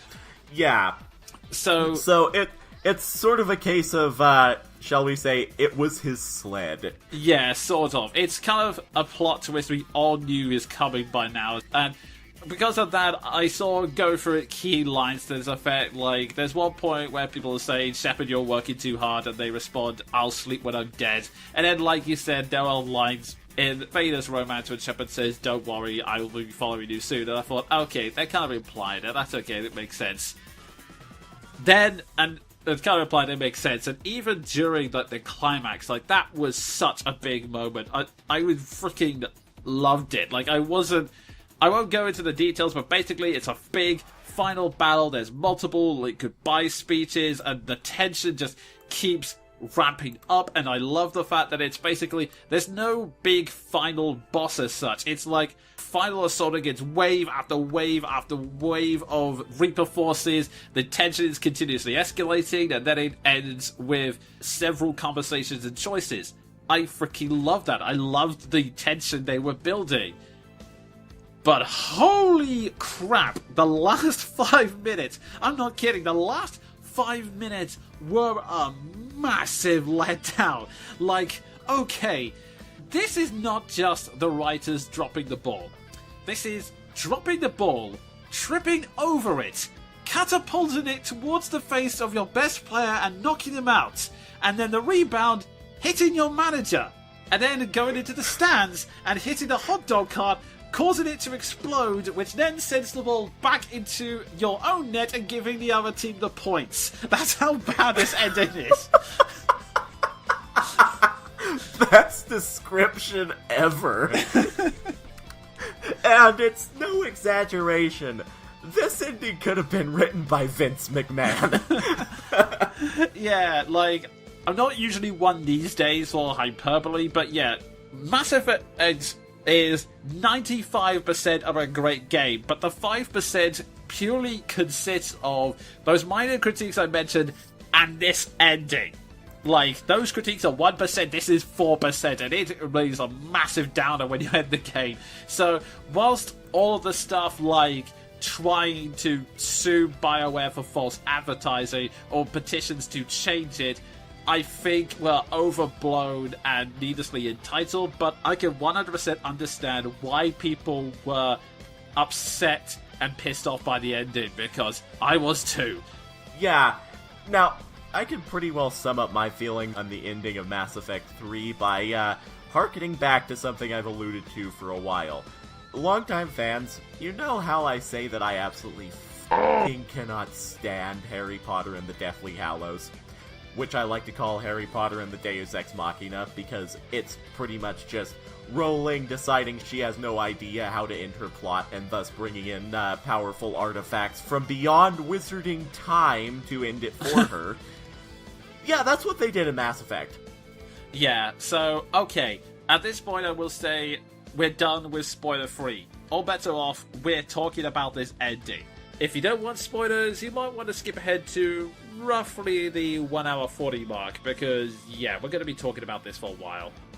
If you don't care about that, but haven't played Mass Effect 3, then we will happily give you the context. So, this is the main context of the ending. Like I said, it's a big final battle set on Earth, and the tension is continuously ramping up to the point where you've gone through waves and waves of enemies, and then Shepard is hit by a Reaper beam and barely survives it, to the point where their armor is melted off. All they've got left is one pistol, and they're slowly bleeding out. Like, your movement is slowed considerably, and it's only the fact that it's in slow motion that allows you to take out 3 husks and a marauder on her way to the teleportation beam that will get her into the Citadel. And yeah, I gotta say, it was a big dramatic moment. I mean, admittedly, I may have died once or twice because I couldn't get the timing right, but not as awkward as whenever I died 4 times in a row to Dr. Corey on the moon mission because I had a single-shot pistol. Yeah. So, Shepard gets inside, and it seems to be a part of the Citadel, but it's like nothing no one's ever seen before. There's then a showdown between her, Captain Anderson, and the elusive man, who finally appears in the flesh, but it turns out he's been indoctrinated by the Reapers, but he's insisting that he's not. And I actually like this tense final battle, because it's basically an argument of philosophy, with Shepard trying to convince the elusive man, and whether or not Shepard does manage to convince him or is forced to shoot him is entirely dependent on stats, and I actually preferred that as a final confrontation. And then we get to, oh god. So the Crucible connects with the Citadel because that's how the weapon works, because why not? And Shepard is then transported into this glowing area, and oh god, this is so stupid. Right. When Shepard is initially evacuated, she runs into this little boy and says, "Get to safety." And as they're flying away, you see this little boy climb into one of the shuttles, only to have the shuttle then be shot down. And after that, Shepard has these recurring dreams where she's trying to run after the boy and fails and just gets to watch him die in a fire, literally. And I thought it was a little trite, but I was able to go with it and kind of roleplay that, okay, it's not that Shepard's obsessing about this kid specifically, it's just that the kid is a representation of all the people that they left behind on Earth, the people they couldn't save, and when it got even weirder and have Shepard chasing after the kid only for another version of Shepard to hug the kid and then burn into flames, I saw that as, okay, Shepard either sees that as a part of their soul dying, or in my case, because like I said, I played Shepard as Paragon, the perfect version of Shepard that she could never be is there before being burned in fire, so in my case, I didn't mind it so much because I sort of took the recurring dream as a sign that my unstoppable hard-ass Shepard was finally cracking under the pressure of Earth slowly being melted. Yeah, so it was one of those things where it seemed a little trite, but you could easily forgive it.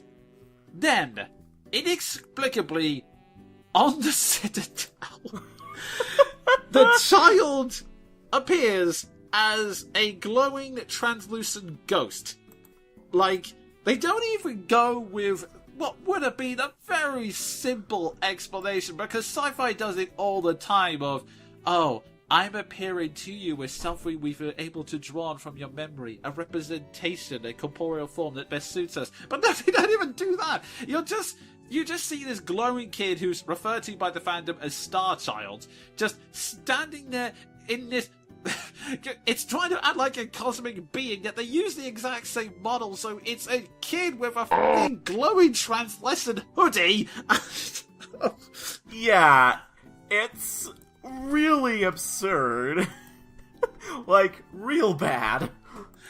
And then they go, oh, hello, the Crucible changed me, whatever I was to begin with. It's vaguely implied I'm Harbinger, but never confirmed. Yeah, 3 options. You could blow us all up if you wanted to, but if you did, well, the Geth would die as well, and all the Mass Effect relays would be destroyed.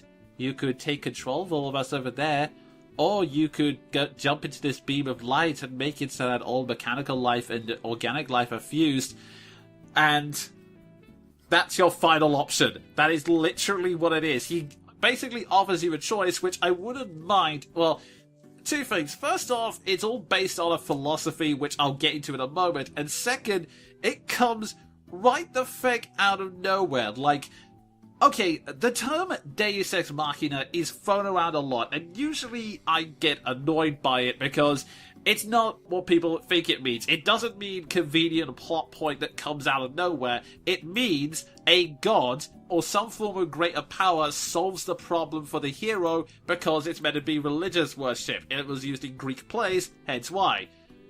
But this is a literal Deus Ex Machina because it's a greater power in the form of Starchild basically going, here are 3 easy ways to solve this great problem. Pick one.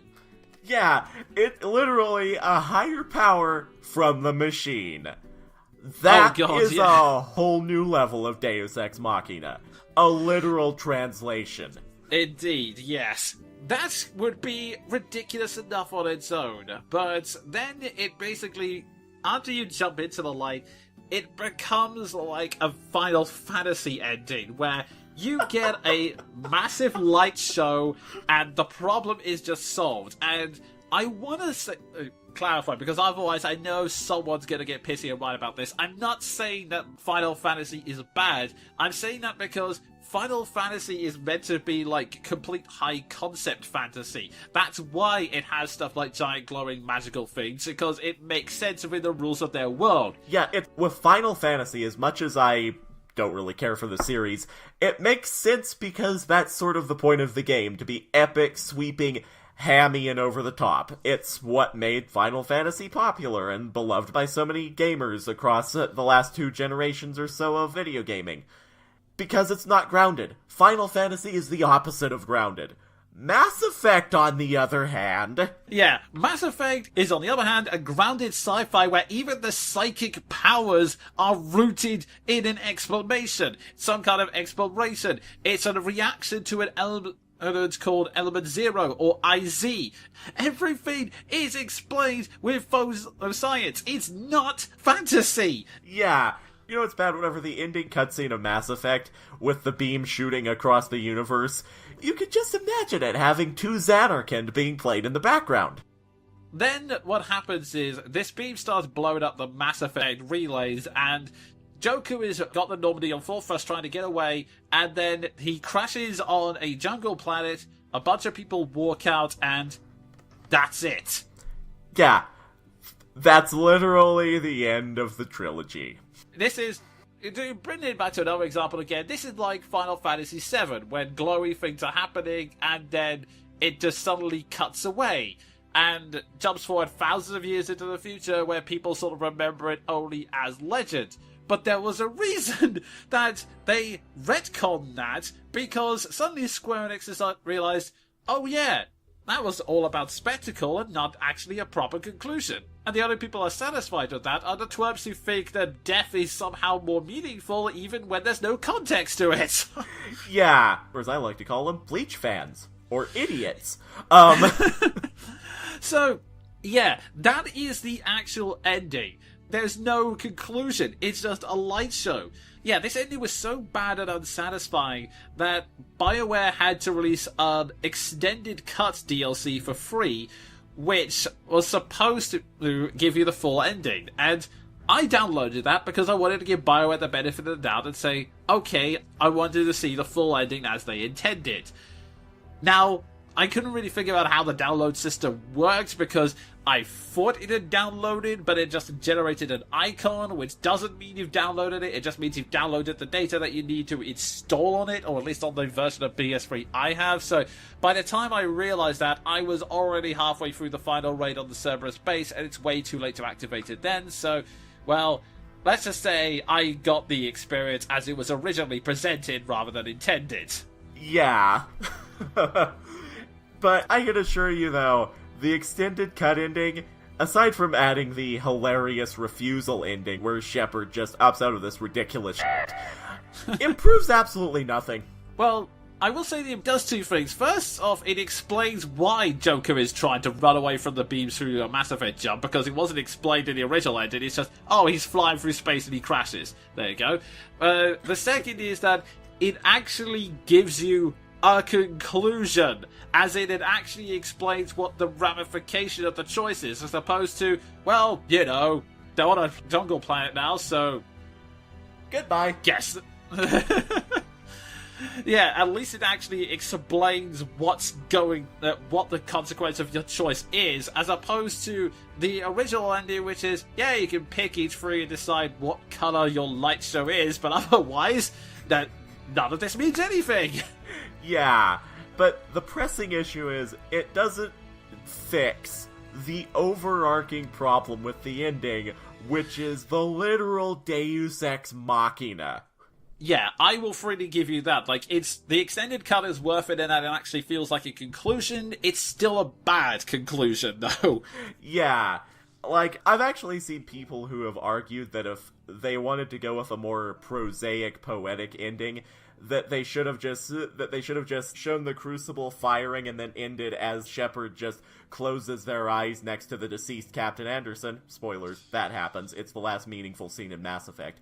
That they should have just closed on that scene with Shepard and Anderson. And honestly, I would agree, because yeah, you don't get a huge cinematic final conclusion, but it would have been very meaningful. Instead, Starchild. Yeah, and it would have been open-ended, it would have been poetic, it would have been emotional, and it would have been great. Unfortunately, yeah, Starchild happened, and when I said I was starting Mass Effect 3, Panfleo, who some of you may recognize from the Curse of Strahd campaign I'm currently doing, he suggested that I should check out this fan theory, which initially was argued as a good alternate explanation before, in the extended cut, they added some details to basically squash this theory. But the idea is that, okay, there's a mechanic we hadn't really explained because I was trying to keep the Reapers spoiler-free for whatever reason. Basically, can indoctrinate people. Basically, they send a signal that messes with your mind and makes you a loyal follower of the Reapers. Space Cthulhu, in other words. Basically. In fact, that's kind of what they were going for, that the Reapers are basically robot Lovecraftian monsters. And people were presenting the idea that this entire sequence was Shepard being indoctrinated, because being indoctrinated was described as seeing weird visions, and that would explain why Shepard was seeing this Starchild, why they were seeing parts of the Citadel that had never been seen before. It would also explain why, if Shepard chooses to destroy the Reapers, that's literally the only ending where Shepard survives, bursting out of the rubble in a post-credits teaser. Everything else has Shepard dying. Both options seem to be very similar to what the Reapers wanted. So, it would have been an interesting theory, but even without the added explanations and basically made it non-canon, there are two elements I don't like about it. First, a lot of it is based on not seeing the forest for the trees. Like, it's basically them overanalyzing the details of, oh, it makes so much sense. Like, why does your pistol have infinite ammo? What happened to Shepard's armor? Why do all the bodies look like dolls? Well, very simple. A, dramatic license because it's easier to render the model. B, if you didn't have infinite ammo, it would have made the combat sections a lot harder. And C, it's called rendering issues. That's why they're in dark light. It really didn't matter. I was about to say, that's my huge issue with theories like this. It's like all the people who are 100% convinced that Ed, Edd, and Eddy is an analogy for purgatory. Screw you, that's my favorite show, get your edgelord hands away from it. It's just that over-analytical, injecting darkness into everything that I don't like. Yeah, and in fact, actually, just a brief tangent before I get back to it, and just to introduce some levity that isn't just as ranty, one of my favourite tweet threads that started a while back was, instead of trying to inject darkness into children's shows, let's do the reverse and inject some lighthearted elements into adult shows, like The Walking Dead is just a bunch of children playing tag, and every time they're eaten, it's just the children losing the tag and having to sit in the corner.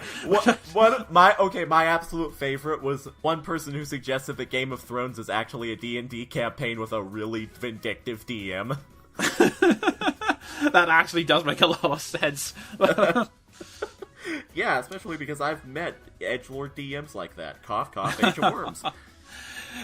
This is why, I should explain, this is why there's a running joke where Sven's always the pessimist saying we're going to die in every D&D campaign. It's because of unfortunate experiences. Yeah, baby's first edgelord. What a phrase. But yeah, that's one reason why I didn't care for that fan theory too much. The second is, well, it kind of all stems from a problem that I not only have with this ending, but the entire Mass Effect Trilogy. And it's something I've been sitting on. I didn't mention it in the past 2 reviews because I thought, okay, it's highly likely that something will come up that will either just correct a problem or reveal that, actually, this was part of the long game and the reason they were acting like this is because of such. So, the Reapers, as big kaiju monsters that make you go, oh crap, this is serious, we need to pay attention, are effective. As antagonists, as villains, as sci-fi concepts, they are crap. They are some of the most generic, insufferably lordy villains I've ever encountered. Like, in Mass Effect 1, with Sovereign, I found it especially annoying because, okay, in Mass Effect 1, you find out that the Reapers are this ominous force that has basically been going through this cycle of wiping out all the advanced civilizations in the galaxy and then leaving the mass relays at the Citadel so new civilizations can come up and they do this whole thing again. Shepard, when they decide to ask the not so unreasonable question of what do you gain by repeating this cycle over and over, Sovereign's only answer is, our motives are far too complex for a mortal like you to understand. Yeah, literally, that happens. Yeah, I am finding God Complex along with crazy as convenient excuses for writers that haven't actually figured out a motive and just think, oh, we'll just say it's too complex for you to understand. That way we don't have to explain it and we get to look pretentious while doing it. Yeah, pretty much. And not only pretentious, but look super faux intellectual and poetic. Indeed, yes. So, Mass Effect 2 comes along and it reveals the Collectors who are the minions of the Reapers, and again, they were intimidating and I wasn't entirely on board with their plan, but I could get that, okay, they are a serious threat we need to take seriously. I made fun of Harbinger in Mass Effect 2. I was actually going along with Harbinger as the idea that, okay, they're essentially the line manager for janitors that basically has an ego, like, oh yes, I'm working for the Reapers, I'm like the biggest connection between these two, so naturally I am the most important. That was my explanation for why Harbinger would continuously go, I am assuming direct control, and make grand lofty statements about, you will feel this pain for ages, Shepard, and then just get taken out in a couple of shots. Yeah, pretty much. But then it turns out that no, Harbinger's the leader of the Reapers. Just, of all the ways to undercut your villain, it's by having him show up and get taken down. Like, again, to repeat that joke, Shepard, your time of death is an ow, not the face, ow, not the face, stop hitting me in the freaking face, ow! Yeah, what you said, because of how Harbinger failing is pretty much the running joke of Mass Effect 2, him possessing bodies and then getting promptly punted out of them with a nicely timed throw attack, he has no gravitas as a villain beyond the hilarious delivery of Keith Sharabaika. Indeed, yes. And then Mass Effect 3 came round, and I was perfectly fine with them as, like, this intimidating threat that came out of nowhere, because obviously when you see a massive kaiju-sized machine landing, you think, okay, this is something that's gonna take a while. It's obviously not something one race can handle alone. That's why I was really on board with the idea of getting all of the individual armies together and getting all your best scientists on them so that we can develop a crack squad that can take them all down. It was like a more story-focused version of XCOM, a direction I really wish they had kept for the finale, indeed the whole game, just trying to find out as much as you could about the Reapers rather than relying on a MacGuffin, and having the finale, like in Mass Effect 2, be determined by how many resources you managed to scrounge together. It would have made the choices more meaningful, if nothing else. The problem is, I didn't like the fact that they were making the Reapers so overpowered. Like, the conventional weapons literally can't destroy them unless we have them super targeted. And the one bit I disliked of the final battle is, we got this missile launcher, let's go. Oh no, the Reapers have this super advanced coding that makes the missiles fly out of nowhere. It's like, oh, for God's sake, they're just giant machines. Stop hyping them up like this. You're basically making it that they are so unkillable in order to try and build the usefulness of the Crucible, which, again, it really didn't come off as convincing. So, I'm not saying that they should have been easy to take out. What I'm saying is, you've gone from an incredibly intimidating threat to nigh on unstoppable for literally just because we wanted to hype this up. And then we get to the Star Child stuff.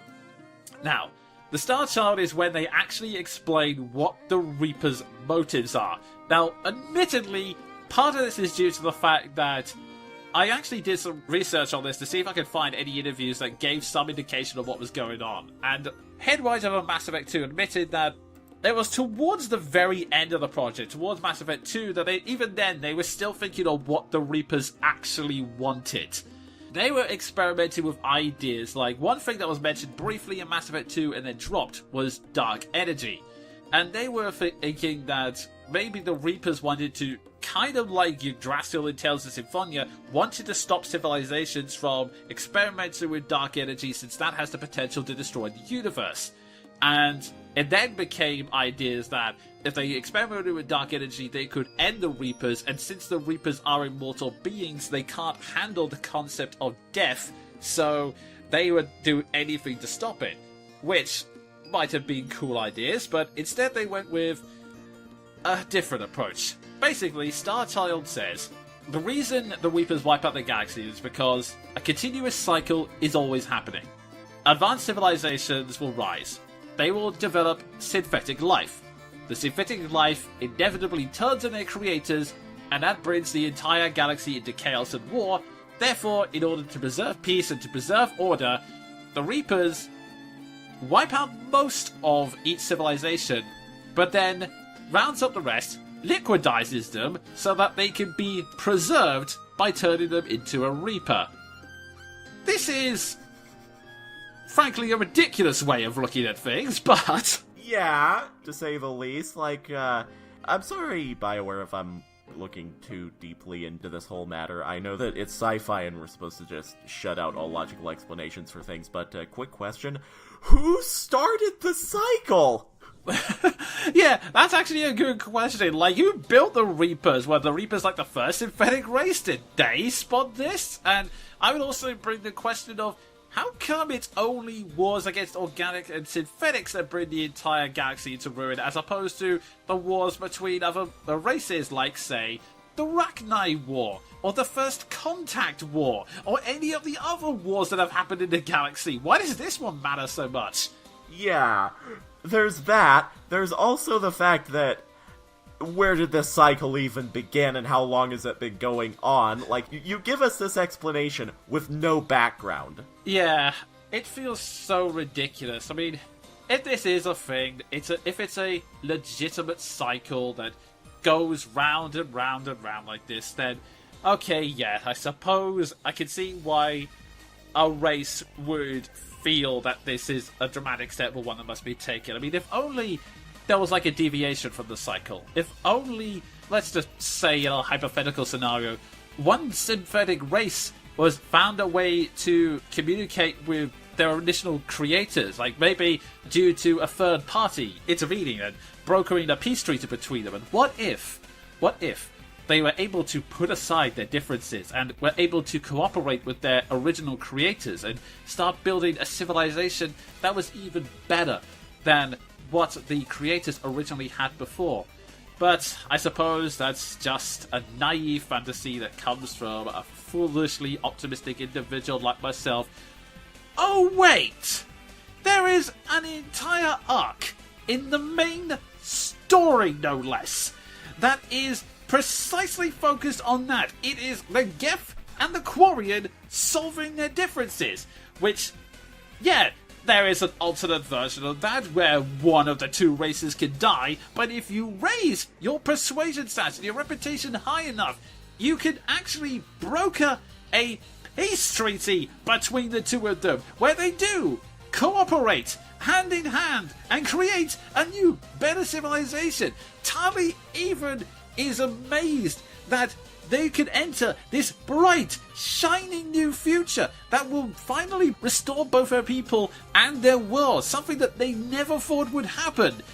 And on top of that, both fleets, both Geth and freaking Quarian, team up to fight the Reapers, and Star Child's just sitting there going, it is inevitable that synthetics will turn on their creators, and Shepard never mentions this! It is the big contradiction to everything you're saying, and it's never addressed. Yeah, may I just point out that at one point on Tumblr I actually saw a post suggesting that were sci-fi not written by a bunch of pseudo-intellectual edgelords, we could actually have science fiction stories that involve AI not trying to murder everyone, but actually trying to make life better. Clearly, BioWare did not get that memo. Yeah, it's so frustrating because it's meant to be presented as a deep philosophical idea, except there is a big, massive FU contradiction standing right there. And the frustrating thing is, that's kind of the reason why, initially, I'll be honest, I chose the synthesis ending completely by accident. Because because of the layout, I thought it was going to be an option wheel, but it turns out it's just walking to a specific console. But part of me is more tempted to go for the Destroy Reapers ending, because after all that, there's no freaking way I am letting the Reapers live, except it says, oh, if you do that, the Geth will be destroyed. So, yeah, thank you for that. But the thing is, it's implied that the synthesis ending is meant to be the perfect one, because what happens if you if Shepard leaps in and joins as part of the synthesis, all organic life and mechanical life merge, so they have elements of the other in them, and everyone achieves great peace. The Reapers help them rebuild the Mass Effect relays, so that crisis is averted, and everyone lives happily ever after. Which is cheesy, and at first I was thinking, well, I suppose it would be the best ending, you know, like bring two races together, but then I actually realised something. I don't know if BioWare were aware of the implication, but it's there and it's actually kind of troubling. The best way to ensure peace between two warring factions is to make them the same. Oh dear God, I hadn't even thought of that. I mostly focused in on the horrifying implication that the Reapers have actually won, but yeah, that's even worse somehow? Yeah, like, it's actually kind of funny that there is a scene which I doubt many of you would have seen, because it was in Tales of Rebirth, and that's a game that never made it outside of Japan. But thanks to a YouTube user named Lan, who translated all of the cutscenes and skits in Tales of Rebirth so people can watch that, there is a scene which I'm actually going to do a small video on in the future, because I freaking love it. Because it's basically, you go into a dungeon and one character who is an optimistic, we are all the same deep down, I'm anti-discrimination, actually has his philosophy tested to the freaking limits. Like, he goes through the ringer, and there is one scenario right at the very end where the spirit offers him a glowing orb. This conflict is caused because the two races, humans and Gajuma, are different. If you take this orb, then all the Gajuma will turn into humans and the discrimination will vanish. And he knocks it out because, as he quotes, it's our differences that make us who we are. When I say we're all the same deep down, what I mean is we're all the same at heart. But that does not mean it's okay to just completely wipe out everyone's differences for this false idea of peace. And it's really amazing when a high-concept JRPG gets what a grounded sci-fi doesn't. Yeah, like in Tales of Rebirth, we get a very accurate philosophical description of, well, at least what I believe. And in Mass Effect, you get the eugenics ending. Yeah, it's really, really weird. I mean, in a way, I guess it's a way of saying, yeah, you don't get the perfect ending, sometimes you have to make sacrifices, but it's just an ending that I feel incredibly unsatisfied by, and it's one of the most frustrating things, because on the one hand, Mass Effect 3 was a great game literally up until that point. It's just that you get an ending that I find it impossible to be satisfied with, because, like I said, the Reapers were crap, and for some reason, that's another element of God. I don't know why they suddenly became Darkspawn. Like, oh yeah, by the way, this is a thing we've just suddenly started doing now. We're taking some of these races and we're turning them into mutated foot soldiers because apparently we don't need to melt down everyone to turn Reapers. I don't get everything about the Reapers. Like, if you think about them for more than a second, none of it makes sense. And that's always been the big weakness of Mass Effect. Like, fear the Reapers who could be literally anything. Yeah, and it's in that regard that as much as I like Mass Effect, Dragon Age has it outstripped in storytelling in almost every regard. At least in world building and background building. Mass Effect does great with character interactions and the plot in the here and now, but when you really start thinking about how the plot got to the here and now, it falls apart. Yeah, so that is ultimately why, for me, the Mass Effect Trilogy, like Sven said, has loads of great characters. Like, from start to... Okay, let me rephrase that. Start to almost the finish line. I had fun playing through all three games. I'm glad that I was able to finally complete the trilogy now, because there's a reason it's one of the most highly praised sci-fi series in gaming. Whilst the plots can sometimes be basic and are based around villains, which, well, we've already explained why they don't work. Yeah. It's still based in an awesome universe filled with great action, great story beats, some really good sci-fi ideas, and characters you just love being around because they're just awesome in so many ways. Yeah, I absolutely can't argue with that. The frustrating thing about Mass Effect 3 is the buildup of potential through the series makes you love the universe and the characters to a point where it feels like a legitimate storytelling betrayal when the ending is so bad. Yeah, it honestly feels like you've reached a marathon, you're almost at the finishing line, and then someone comes out and punches you in the face for no reason, you know? Yeah, it's like running along, satisfying marathon. You're about to reach the finish line and take first place, and then Shawn Michaels gives you a sweet chin music. Indeed. So yeah, Mass Effect, I would recommend. Just be aware that it's good, not great overall. I normally don't go for the whole rewrite endings, but I'm now going to say my headcanon is that Shepard dies as the Crucible is activated and just leave it open-ended rather than having to acknowledge that the ending exists. Yeah, as for me, I prefer to subscribe to the alternate ending of a Doctor Who Mass Effect fanfiction crossover that I read once, where the conflict is resolved by the 12th Doctor regenerating into the Crucible's firing mechanism. Nice. It was so stupid, it was awesome. Like all of Doctor Who. Oh, jeez. So, yeah, for now, I'll say farewell, Shepard and Company. You had a good rest, and thank you for giving me a very, very entertaining ride with emotional moments, good ideas that made me stop and ponder, and, let's face it, some really hilarious one-liners.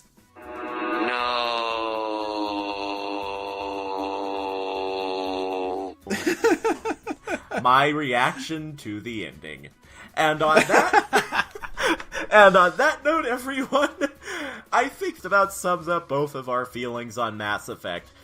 We recommend it if you want a great sci-fi storytelling ride. Just beware that the ride ends with a hysterical car crash. Indeed. Okay, so, Sven, do you want to go with your review, or shall we save that for next year? Let's save that for next year, because it's getting late and we just delivered one whammer of a review. Indeed, yes. So, with that, I will now go to... Quick Fire Reviews! This is the section where we review everything else we've read, watched, or played, but within the maximum time limit of 60 seconds. Sven, do you want to give people a teaser of what you're planning to review next month, or? Yeah, let's go for it. Why not? Okie doke then. Your time starts now. Stephen King's Mr. Mercedes, book and series. Wow, this series is f***ed up and I love it dearly. Expect more in 2018. Okay, that's perfect. And now just two things for me to review. Two of which, funnily enough, I'm actually considering of reviewing in 2018. First off, Fire Emblem Warriors on the Nintendo Switch. This is basically a Fire Emblem crossover with the gameplay of Dynasty Warriors, and honestly, it's been a lot of fun. It's a game that, admittedly, the plot feels like a Brit Fire Emblem plot, so it's a little goofy. And on top of that, I wouldn't recommend it to anyone but Fire Emblem fans, because it kind of works on the assumption that you know who these people are. But if you are a Fire Emblem fan, I would definitely recommend it, because it's a lot of fun seeing these characters interact with each other and pulling off some ridiculously badass stuff. It's cool to see them in a new light like this, and also, I do like how they integrated the Fire Emblem gameplay into a Dynasty Warriors system, not just with the level ups and the triangle system, but the fact that you can also direct your AI to actually do something useful is a massive boon from my one gripe I had with Fire Emblem Warriors. Yeah, nothing to ruin a strategy game like the AI being an idiot. yeah. Like the thankfully- green units in Fire Emblem. Yeah, thankfully in Fire Emblem Warriors you can at least tell them, okay, don't just stand around looking pretty, go and take that fort please, and they will actually do it, which is a benefit. Plus it is also fun seeing characters do ridiculous stuff, like Lissa actually makes a surprisingly fun brawler to use because they base her more on the Warmog stuff. Yeah, so basically just imagine Sarah from Fire Emblem 7 with the ridiculous warrior critical animation. Oh god, yes. In fact, I think they actually do base some of her attack animations on that. Perfect! Ah yes, the nausea critical. Indeed, yes. And another thing I'm tempted to review later in 2018. Recovery of an MMO Junkie. This is an anime comedy drama series that is centered around a woman named Moriko who is in her late 30s and suffering from a combination of midlife crisis and burnout, decides to quit her job and just start playing MMO games all day. This is interesting because it's essentially, like I said, a comedy drama in an MMO, but unlike other MMO stories in anime, this doesn't focus on, oh, we're trapped inside an MMO world, and more just the standard interactions you have in an MMO/chat room, and plays of it in great comedic effects to the point where the main romance is a girl playing a guy and a guy playing a girl, and one of my favourite lines, which I'm so tempted to quote, "No, please stop spamming the cry emoji!"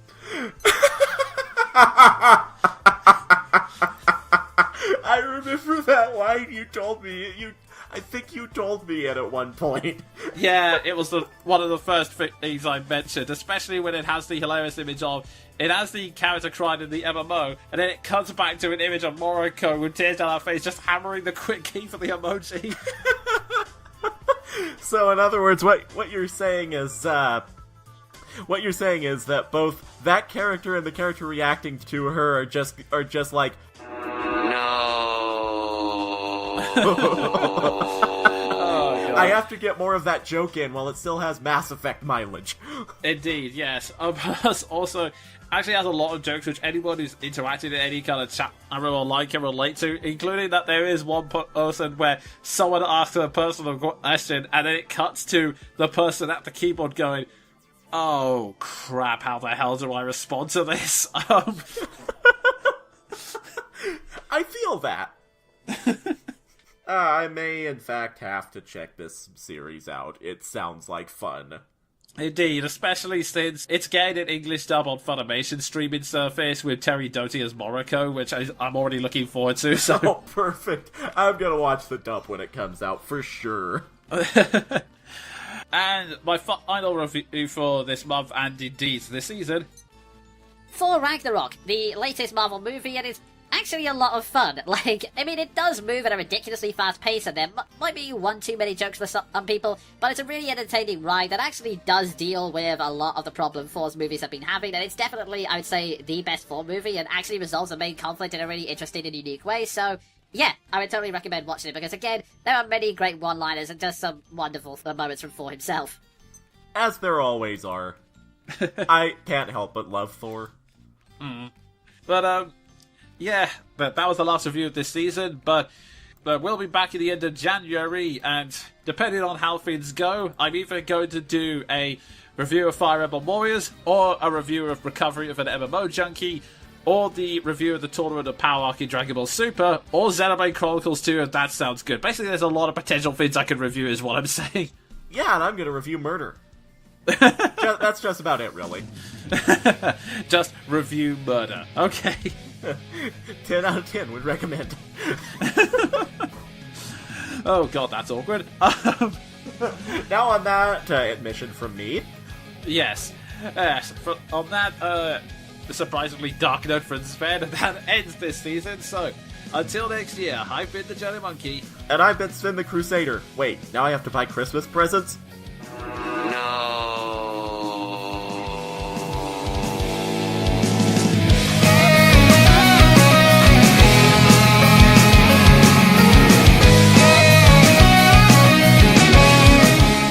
Okay, recording my side. Are you recording your side? You okay? That was Scottish for yes. Oh, sorry, I thought you just said I, and then Skype cut out. I was thinking, wait, are we having technical issues again? No, I was just being very Scottish.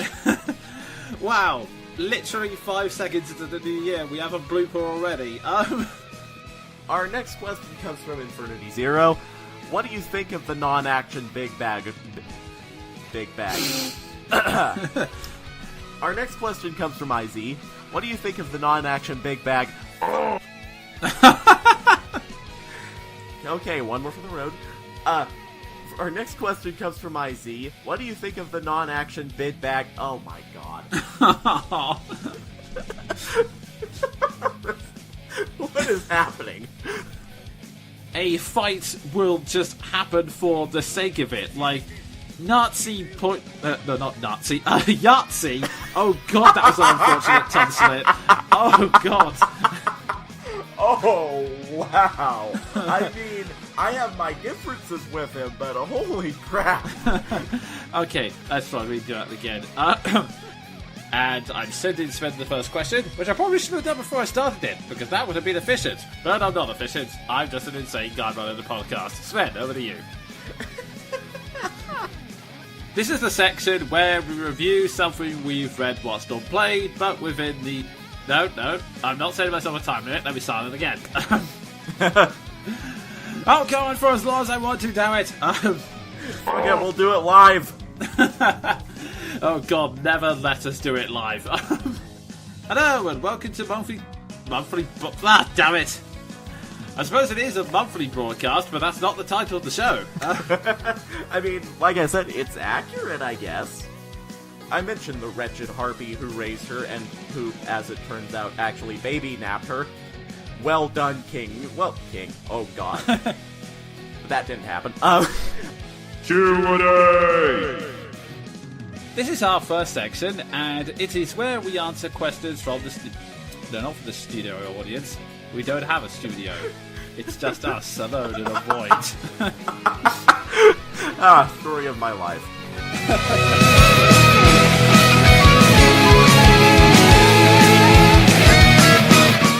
That was Monkey Broadcast, monthly review and discussion show hosted by the Jonin Monkey and Sven the Crusader. For more news and media reviews, check us out on Twitter at @TheJoninMonkey. And for MP3 downloads and older episodes, check out thejoninmonkey.podbean.com. This year's ending theme was Remix no Jitsu by Ivan Haxtoff and Sixto Sounds. Thank you for listening to us, and we will be back towards the end of January. Until next year, have fun, kids!